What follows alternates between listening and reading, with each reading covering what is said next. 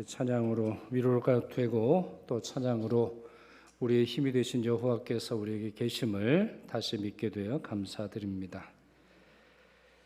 구약 시대로부터 신약 시대에 이르기까지 하나님의 백성들은 함께 예배했지요. 홀로 예배할 때 홀로 예배하는 것과 그때 얻을 수 없는 은혜와 감격과 능력과 축복을 받았기 때문입니다. 다윗이 시편 122편에서 다음과 같이 고백했죠. 사람이 내게 말하기를 여호와의 집에 올라가자 할 때에 내가 기뻐하였도다. 히브리서 저자가 히브리서 10장 25절에서 모이기를 피하는 어떤 사람들의 습관과 같이 하지 말고 오직 권하여 그날이 가까움을 볼수록 더욱 그리하자 권면했던 이유도 여기에 있습니다. 사도 바울이 선교할 때 그는 가는 곳마다 회당을 찾아서 함께 예배했고 또 예수 그리스도께서는 자신의 몸, 그러니까 예수 그리스도의 십자가로 말미암아 구속하심을 성전에 비유하셨는데요. 그러나 예수님과 제자들은 예루살렘에 있는 성전에서 함께 모여서 예배하기를 기뻐하셨죠. 또 어린 나이에 12살 때 뭐라고 그러셨어요? 아버지 집이라고 성전을 부르시면서 그곳에 거하시는 것이 타당한 일인 걸로 말씀하셨죠. 아삽이라고 하는 사람이 있습니다. 다윗 당시의 사람인데 레위인이죠.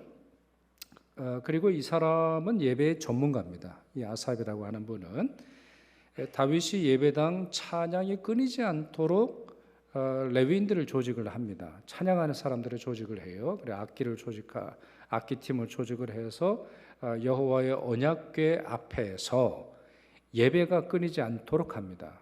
근데 그때 이 모든 조직과 운영과 곡과 찬양하는 일들을 누구에게 맡기느냐?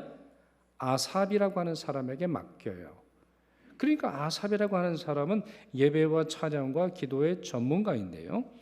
그러다 보니 시편 150편 전체 중에서 이분의 시가 10개가 넘습니다. 다윗의 시편만 있는 게 아니에요. 아삽의 시편이 73편에서부터 83편까지 있는 것을 우리가 읽어볼 수 있다고 하는 것이죠. 자, 그 중에서 73편 이야기를 좀 해보려고 해요. 시편 73편. 이 내용에 보면 아합의 개인 스토리가 나옵니다. 개인적인 이야기가 좀 나오는데 그게 뭐냐? 자기가 이 시편을 짓기 전에 악한 사람들 그리고 오만한 사람들을 향한 질투심 때문에 굉장히 어려워요. 그게 무슨 말이냐? 아니, 악한 사람들이 더 잘 사는 거예요.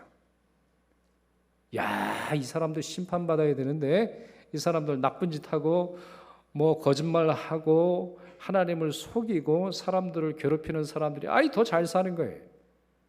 더 오래 사는 거예요. 더 행복한 거예요. 그래가지고 이 아삽의 마음이 시험이 들어가지고 굉장히 어려웠던 그런 때가 있었어요. 자, 이때 아삽이 이렇게 자기의 상태를 고백을 합니다. 73편 2절과 22절에 있는데요. 나는 거의 넘어질 뻔하였고, 이게 뭘까요, 여러분? 뭘 의미할까요? 정확하게는 알기는 어려워요. 욕할 뻔하였고, 아니면 저주할 뻔하였고, 아니면 내가 이런 하나님을 믿느니 안 믿고 만다 이럴 뻔하였고, 아마 그런 상황이 있을 텐데 거의 그의 신앙과 그의 마음과 그의 영혼이 확 넘어질 뻔했어요. 나의 걸음이 미끄러질 뻔하였으니 여기 이제 신앙을 말하는 것이겠죠. 자, 그러면서 22절에 내가 이같이 우매무지함으로 주 앞에 짐승이오나 이렇게 말합니다. 그러니까 거의 이성을 잃은 거예요. 여러분 상상이 되시나요? 여러분들 하도 선하신 분이셔서 질투라는 건 안 해보시죠? 네. 아니면 다른 사람 때문에 의로운 분노가 일어가지고 그런 심정은 없으실 것 같아요. 항상 용서하시고 항상 자비를 베푸실 테니까. 근데 저는 좀 이해가 돼요.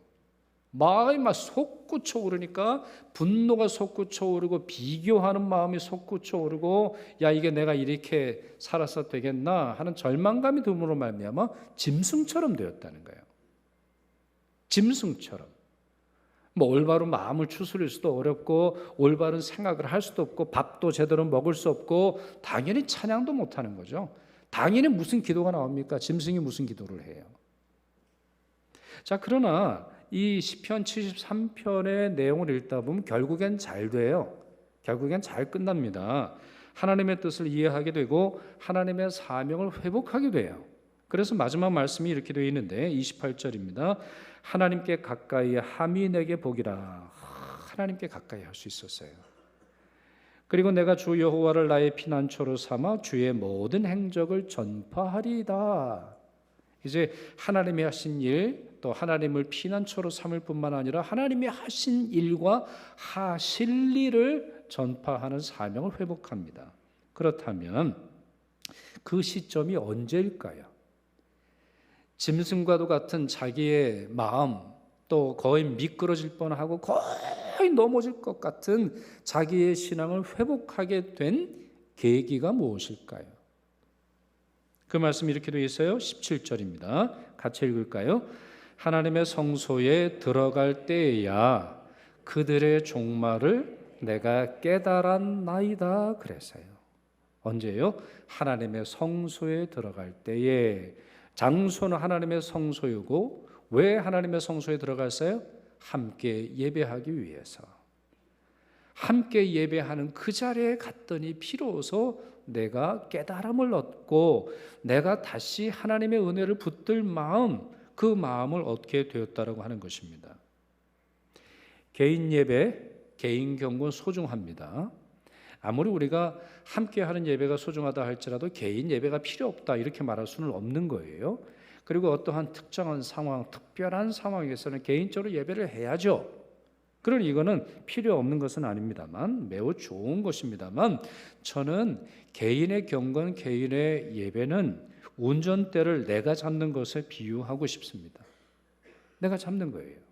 예를 들어서 오늘은 어떤 구절을 읽어야 할까요? 오늘 나에게 주신 하나님의 말씀은 뭐예요? 그냥 성경을 딱 펴면 그게 하나님이 내게 주시는 말씀은 아닐 거란 말이죠. 기도하고 선택을 해야 되는 것이고 그 말씀을 이해하려면 곱씹어 생각해야 되지 않겠어요? 우리가 밥을 먹을 때도 수차례 아니면 수십 차례 음식을 씹어야 비로소 내가 넘겨서 소화할 수 있는 것인데 내가 그 말씀을 다 이해하기 쉽지 않죠. 무슨 찬양을 부를까요? 어떻게 기도할까요? 어떠한 예배의 순서로 예배를 드려야 할까요? 여러분 주부들에게 많이 묻잖아요. 우리 주부들, 우리 집에서 음식 준비하시는 분들에게 묻습니다. 무슨 밥이 제일 맛있어요? 물어보면 뭐라고 대답하시죠? 남이 해주는 밥이 제일 맛있어요. 그런 말을 합니다. 그러면 여러분 목사에게는 어떤 예배가 제일 은혜가 되겠어요? 남이 설교하는 예배 드릴 때 은혜가 됩니다. 솔직히 고백하면 저는 제 방송 설교를 2번 듣지 않습니다. 못 듣겠어요. 너무 잘 못하는 것 같아가지고 늘 죄송한 마음이 너무나 이제 많아요. 목사애도 그래요. 남의 설교라고 대답을 할 거예요. 저도 그래요. 저도 주일 1부에서 3부 예배, 또 어느 때는 우리 청년부 예배 드리기도 하고 청년부 예배 이제 설교하기도 하고 오후 예배 설교하기도 하죠. 근데 저에게서는 참 소중한 것이 제 영성이나 저의 어떤 신앙에 있어서 소중한 것이 저는 금요 찬양 예배예요. 금요 우리 심야 기도회 8시 반에 시작하는 그 시간인데 왜 그럴까요, 여러분? 주로 제가 설교를 안 하니까. 제가 설교를 안 해요. 우리 목사님들 설교를 잘 하시잖아요. 그렇죠? 우리 부목사님들이나 교육 목사님들 설교를 기가 막히게 잘하세요. 정말 웬만한 교회 담임 목사님 저보다 훨씬 더 설교를 잘하세요. 그래서 어떤 때는요, 이 금요 기도회를 하다 보면은 제가 수술대 위에 올라와 있는 그런 느낌을 받을 때가 참 많아요. 내 영혼의 상태를 아시고 내 마음을 아셔서 가장 좋은 말씀을 들려주실 때가 있어요. 여러분, 아무리 탁월한 의사를 할지라도 자기를 수술할 수는 없잖아요.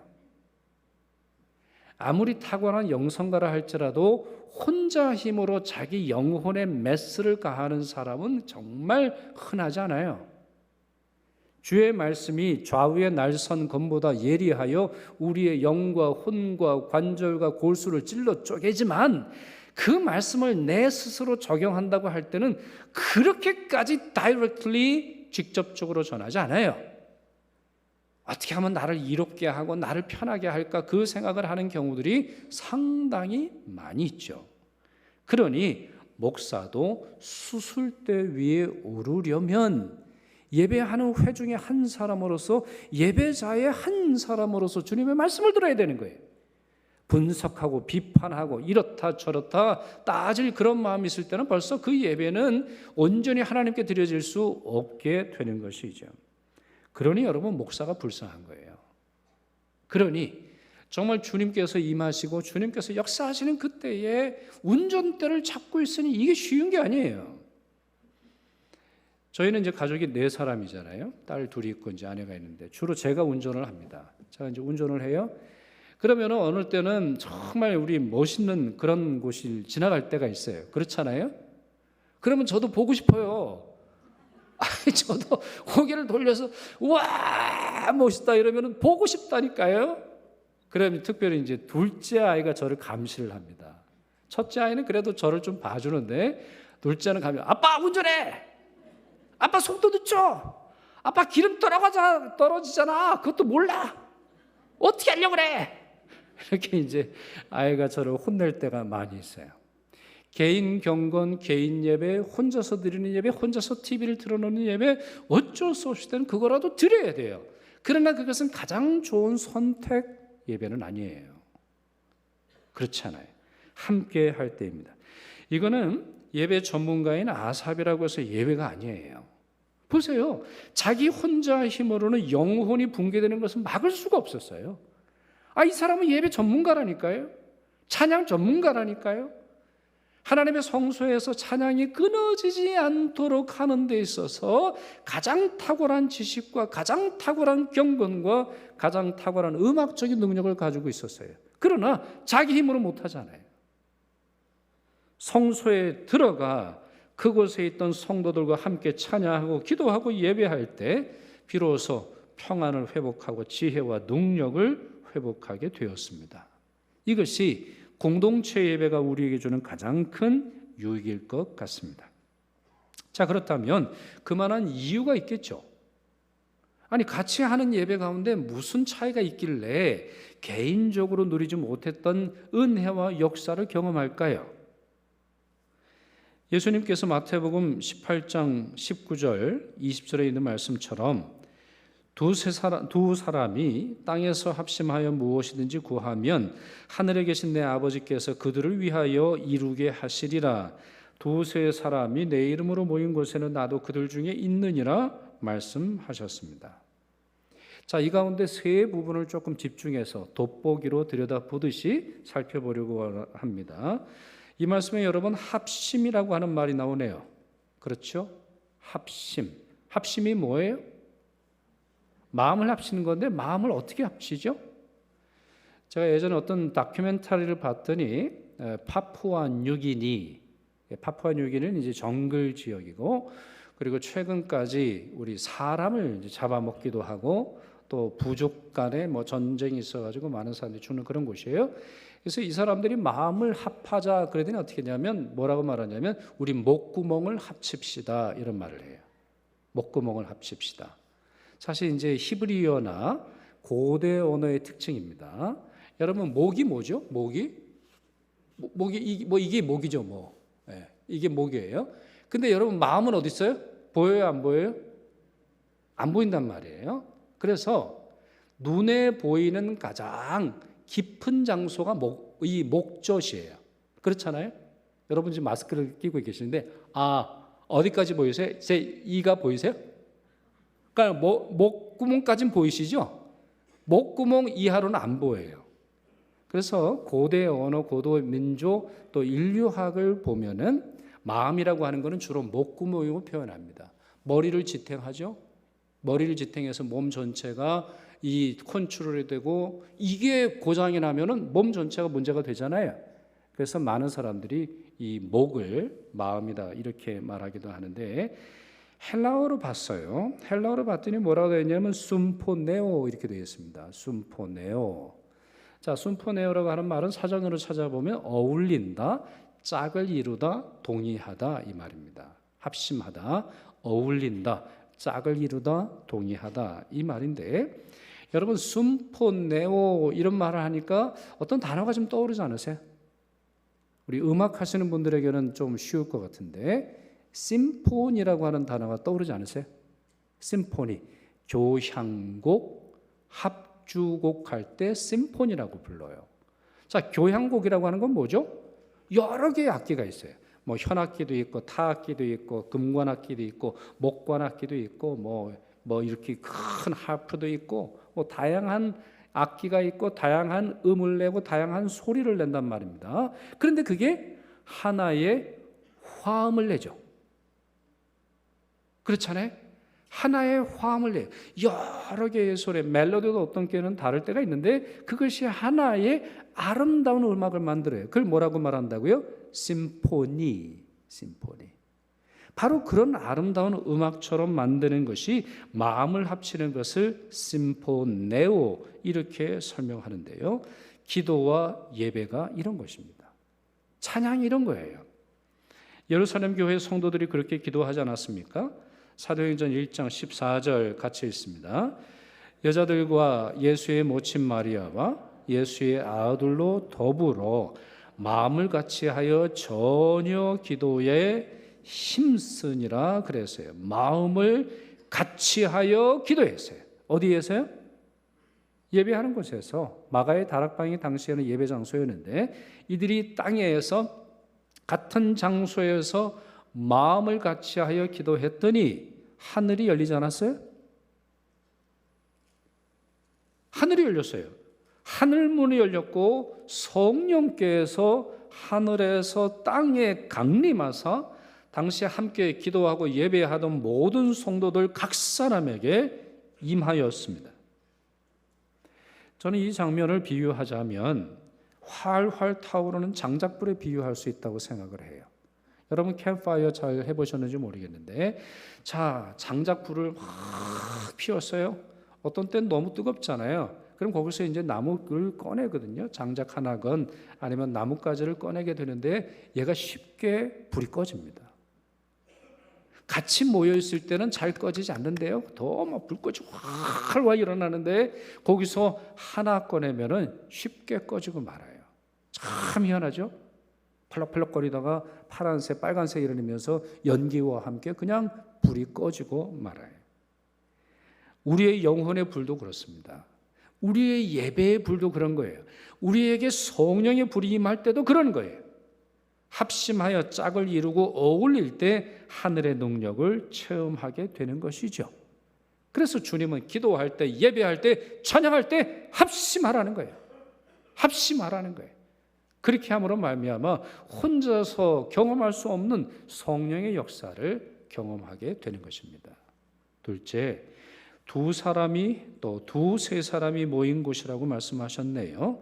자, 여기서 두 사람 아니면 두세 사람이라고 말할 때는 숫자를 의미하는 게 아니에요. 숫자가 중요한 게 아니에요. 저는 이 구절에서 우리가 초대교회의 모습을 떠올려 봐야 한다 이렇게 생각을 하는데, 예루살렘 교회는 큰 두 개의 그룹으로 구성이 되어 있었습니다. 무슨 그룹이죠, 여러분? 초대교회 예루살렘 교회는 첫째로 이 히브리파 유대인이라고 해서, 히브리파라고 하는 말은 뭐냐면 히브리 언어를 사용할 수 있고 히브리 전통 속에서 살고 히브리 문화에서 살았던 사람을 의미하는 거예요. 그런데 이 사람들은 유대인이에요. 이제 민족적인, 인종적으로 보면 유대인이죠. 또 다른 큰 그룹이 있었죠. 어떤 사람들이에요? 헬라파 유대인들이 있었어요. 헬라파라고 하는 말은 뭐예요? 히브리어를 몰라요. 그러니까 쉽게 말하면 이렇게 생각하시면 돼요. 우리 교회 예배를 드리는데 이쪽은 우리 한국을 안 떠난 분들이 예배를 드리시고 이쪽은 이민자들, 미국 이민자들이 예배를 드리세요. 한국말을 잘 몰라요. 그리고 이름도 이쪽에는 강석재, 이쪽에는 브라이언 이런단 말이에요. 그래서 여기서는 장로님 이러는데 여기는 Hi Pastor, Hi Elder 이렇게 부르는 문화 속에서 있는 거예요. 가끔 이 두 문화가 함께 할 때 이게 충돌이 있습니다. 뭐 예를 들자면 제가 토론토에 있을 때 어떤 그 권사님한테 이제 교육부 전체가 아주 그냥 꾸지람을 들었어요. 왜 그러냐면은 이분이 이제 내려오는데요. 이렇게 내려오는데 밑에서 그 캐나다에서 태어난 애가 이제 올라갔어요. 그러면서 뭐라 그러냐면 할머니 너 조심해 넘어져 뭐 이렇게 얘기를 한 거예요. 그랬더니 이제 권사님이 화가 나신 거예요.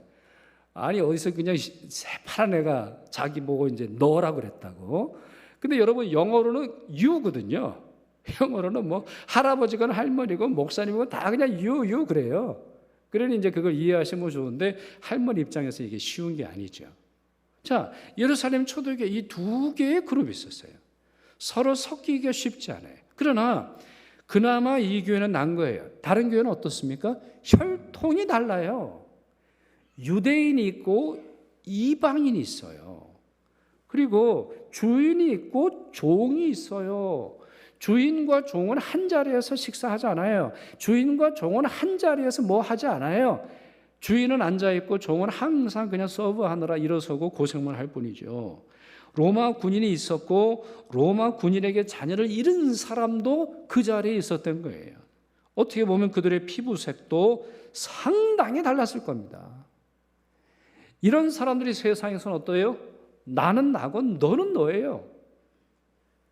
세상에서는 이런 사람들이 이렇게 섞이지 않아요. 세상 어디에도 정기적으로 이렇게 많은 사람들, 많은 출신, 많은 어떤 다양한 배경 속에 살던 사람들이 모일 일이 없어요. 그러나 교회는 어떤 곳이에요? 교회는 나와 너가 두세 사람이 나와 너가 우리가 되어서 하나님께 예배하는 공간이에요. 바로 이렇게 나와 너가 함께해서 우리가 되어 드리는 예배가 바로 교회 예배, 에클레시아, 교회를 에클레시아라고 부르는데 이 에클레시아의 예배가 되는 것이죠. 또한 주님께서는 내 이름으로 이렇게 말씀을 하셨네요.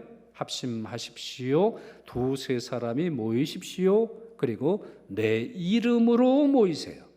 내 이름으로 기도하면 이 말씀을 하세요. 여러분 지휘자 없는 오케스트라를 상상할 수 있나요? 지휘자가 없는 찬양대, 합창대를 상상할 수 있어요?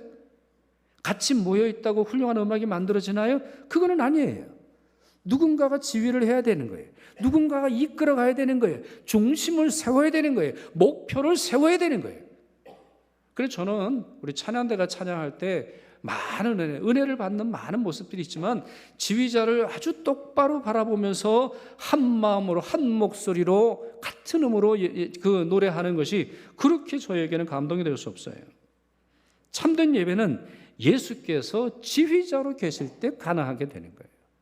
예수께서 중심이 되시고 예수의 이름을 높이고 예수의 이름의 권세를 의지할 때에 비로소 그 예배가 진정한 예배, 공동체의 예배가 되는 것이지 그저 사람들이 많이 모였다고 해서 사람들이 그저 두세 사람이나 아니면 뭐 수백 명이나 수천 명이 모였다고 해서 다 예배가 되는 것이 아니라는 말이죠.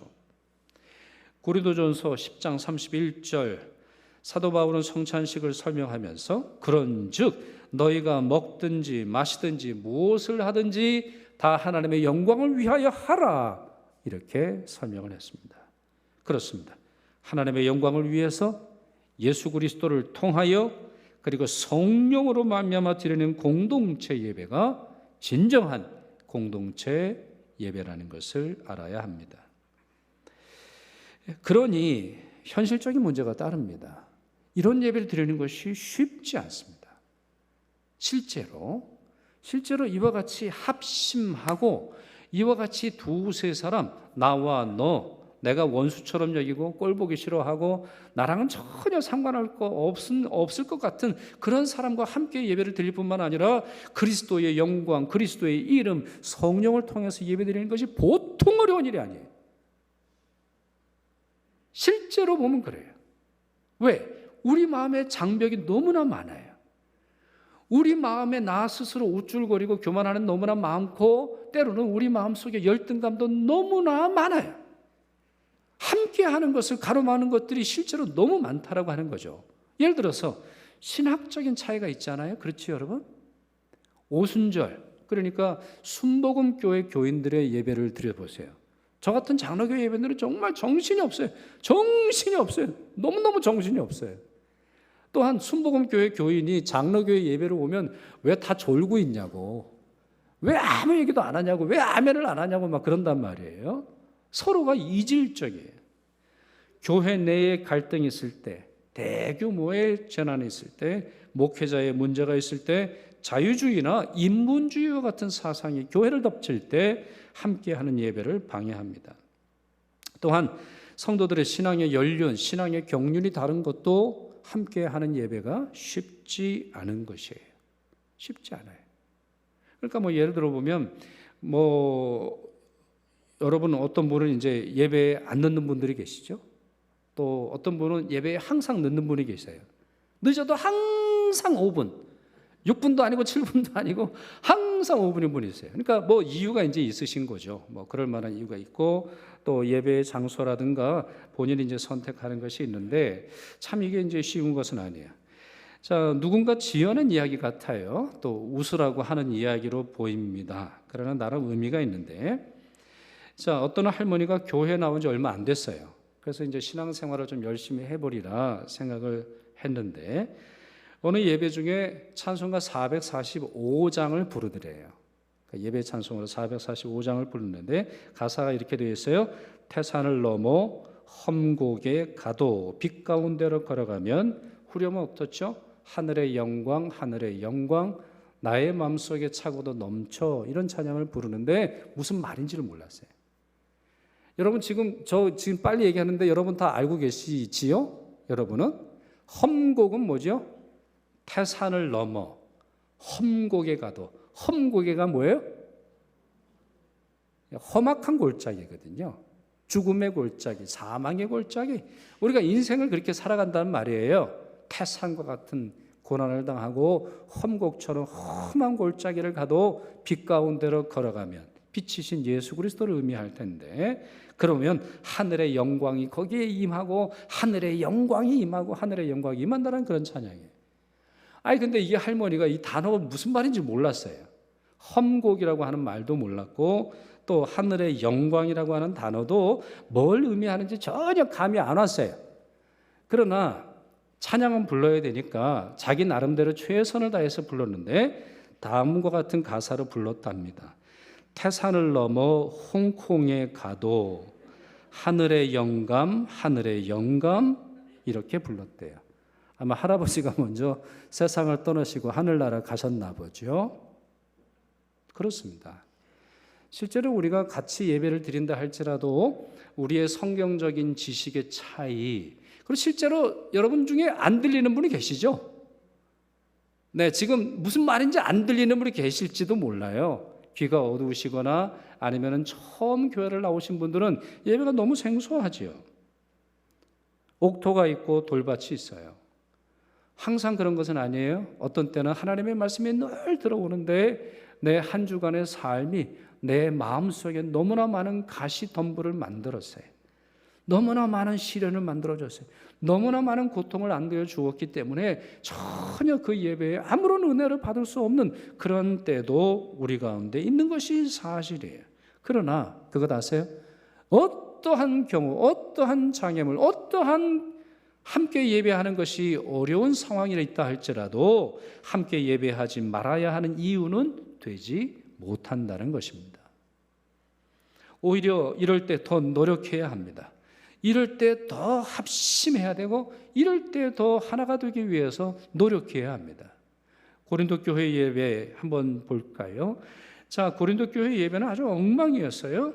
자, 이분들에게서 방언하는데 무질서했고 찬송을 부를 때 전혀 은혜가 되지 않았어요. 성찬식은 엉망진창, 아주 제멋대로 드림으로 말미암아 전혀 경건하지 않고 전혀 거룩하지 않은, 신령하지 않은 예배를 드리고 있었어요. 그들에게 바울이 처방을 내리는데 14장 26절 30절에 이렇게 말합니다. 자, 같이 읽겠습니다. 그런즉 형제들아 어찌할까?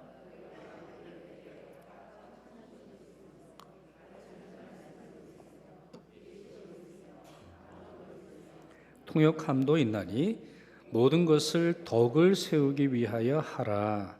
하나님은 무질서의 하나님이 아니시요 오직 화평의 하나님이시니라. 이런 말을 해요. 자, 이 사람들이 가진 게 많지요. 찬송시가 있어요. 찬송시를 참 잘했나 봐요. 아니면 찬양대회, 아주 좋은 찬양대회가 있었던 것으로 보이고, 가르치는 말씀, 네, 말씀도 아주 좋아요. 계시가 임하네요. 방언도 있어요. 통역함도 있어요. 근데 뭐가 없어요? 덕이 없어요. 교인들이 덕이 없어요. 덕이 있다, 덕을 세우다라고 말할 때 대개 이제 어감은 이런 겁니다. 덕을 세우다, 친절하게 말한다거나 배려한다거나 고상하게 행동한다거나 질서 있게 행동을 하는 걸 이제 덕이 있다, 덕스럽다, 이제 그렇게 말하는 거예요. 자, 그러나 헬라어로는 조금 다른 의미로, 다른 어떤 이미지로 우리에게 설명을 하는데, 헬라어로 뭐라고 되어 있냐면 오이코도메 이렇게 되어 있어요. 오이코도메. 이 말은 뭐냐? 건물이라는 뜻이에요. 예배를 드릴 때 찬송시도 있고, 가르치는 말씀도 있고, 계시도 있고, 방언도 있고, 통역도 있고, 여러 신비한 은사들이 있는데, 고린도 교회는 어떤 교회예요? 건물이 없는 교회예요. 그러니까 재료는 좋아. 시멘트도 갖다 놨고, 철근도 갖다 놨고, 물도 갖다 놨고, 기술자도 있는데 도대체 뒤죽박죽 되짐으로 말미암아 기초는 하나도 없고 아무것도 세우지 못하는 그러한 예배를 드리고 있더라는 거예요.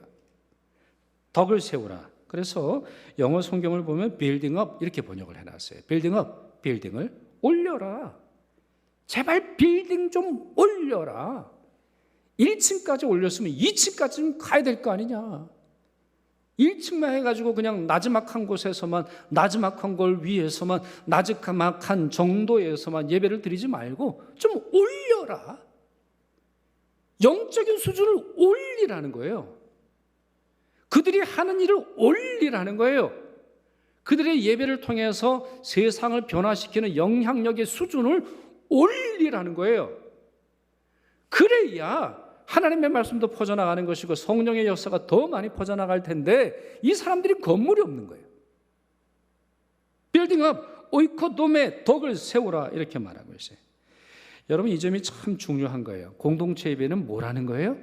건물 세우게 하고 비슷하다라는 거예요. 그냥 함께 모이면 되는 것이 아니라 설교도가 필요하지 않겠어요? 성경과 바른 교리가 필요하다라는 거예요. 질서가 필요하잖아요. 절차가 필요하잖아요. 서로 찬양하고 서로 예배하고 서로 기도하고 헌금하는 것이 있어 질서가 필요하고 서로 배려하고 서로 존중하고 서로 인사하고 서로 격려하는 그러한 모습이 필요하다는 것이죠. 교회는 그리스도의 몸이기 때문에 건물주는 그리스도이시기에 최선을 다해 겸손히 최선을 다해 건물주이신 예수 그리스도의 영광을 위해서 예배를 준비하고 드려야 한다는 것입니다. 그럴 때 정말 아름다운 건물처럼, 정말 단단한 건물처럼 세상을 변화시키는, 세상을 유익해 하는, 세상에 하나님의 복을 흘려보내는 예배를, 공동체 예배를 드릴 수 있음을 설명하고 있습니다. 자, 이제 말씀을 맺을까요? 저는 시편 134편 말씀 읽고 설교를 마치려고 하는데, 자, 이 말씀은 밤새도록 성전에서 예배하는 성도들의 아름다운 모습을 찬양하고 있어요. 같이 읽겠습니다. 보라, 밤에 여호와의 성전에 서 있는 여호와의 모든 종들아, 여호와를 송축하라. 성소를 향하여 너희 손을 들고 여호와를 송축하라. 천지를 지으신 여호와께서 시온에서 내게 복을 주실지어다. 시온에서 내게 복을 주실지어다 했어요. 단순한 장소가 아니죠. 시온에서 함께 모여 밤이 새도록 주의 은혜를 찬양하고 기도하고 말씀을 받고 새로운 결심 속에서 고백하는 그런 모습을 노래하고 있습니다. 이 모습이 우리 교회의 예배의 모습이 되기를 축원합니다. 그리고 이와 같은 복을, 이와 같은 충만한 복을 받으시는 여러분과 여러분 가정 되기를 간절히 축원합니다. 기도하겠습니다. 참 좋으신 아버지 하나님, 저희를 하나님 택하신 백성이요 왕 같은 제사장이며 주의 솔루물로 삼으셔서 함께 모여 예배하게 하시니 감사드립니다. 저희 예배가 교향곡이나 건축물처럼 아름답고 조화롭고 가치 있게 드려지기를 소망하오며, 아울러 저희 예배 중에 세상살이에 지치고 무너진 영혼이 다시 소생하는 역사가 일어나기를 소망합니다. 그렇기에 보혜사 성령 하나님의 도움을 간절히 바라오니 저희를 성령의 끈으로 묶어 주시어 삼위 하나님의 연합하심과 같이 한 몸 되어 주를 섬기게 하시오며 하늘의 축복 받게 하옵소서. 생명의 구주이신 예수 그리스도의 이름으로 기도드리옵나이다. 아멘.